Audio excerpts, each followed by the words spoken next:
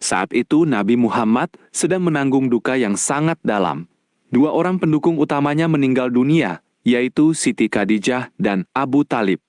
Tahun ini dikenal sebagai Amul Huzni, tahun kesedihan. Ditambah lagi, penolakan dan penyiksaan dari kaum Quraisy semakin keras, sehingga Allah SWT menghibur Nabi dengan perjalanan suci ini. B. Peristiwa Isra, perjalanan malam dari Makkah ke Baitul Maqdis. Pada suatu malam, malaikat Jibril datang menemui Nabi di dekat Ka'bah di tempat bernama Hijr Ismail.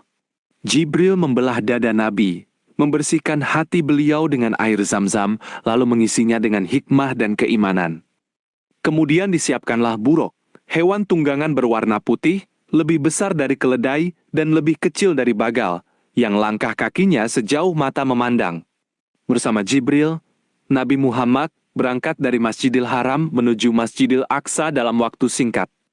Sepanjang perjalanan, Nabi melewati berbagai tempat dan diberi mukjizat. Allah memperlihatkan tanda-tanda kebesarannya, serta peristiwa umat terdahulu.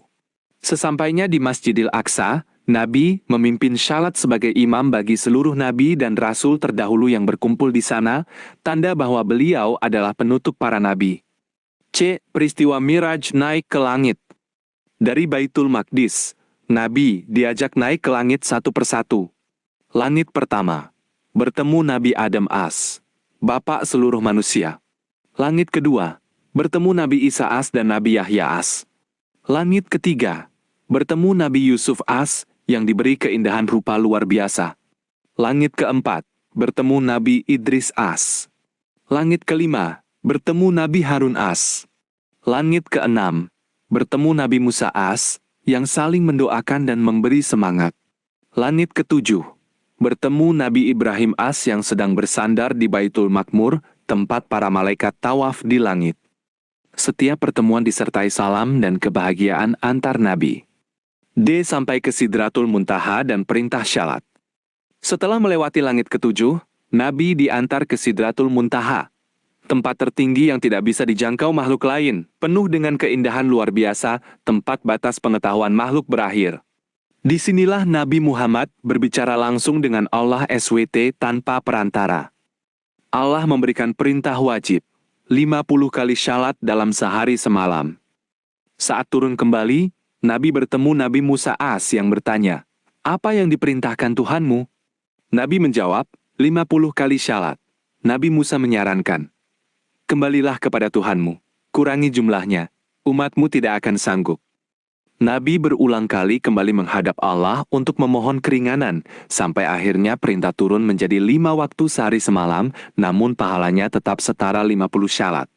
Allah menetapkan, perintah ini tidak bisa dikurangi lagi. Kembali ke Makkah dan ujian kepercayaan. Nabi turun kembali ke Masjidil Aqsa, lalu menunggangi buruk pulang ke Makkah pada malam yang sama.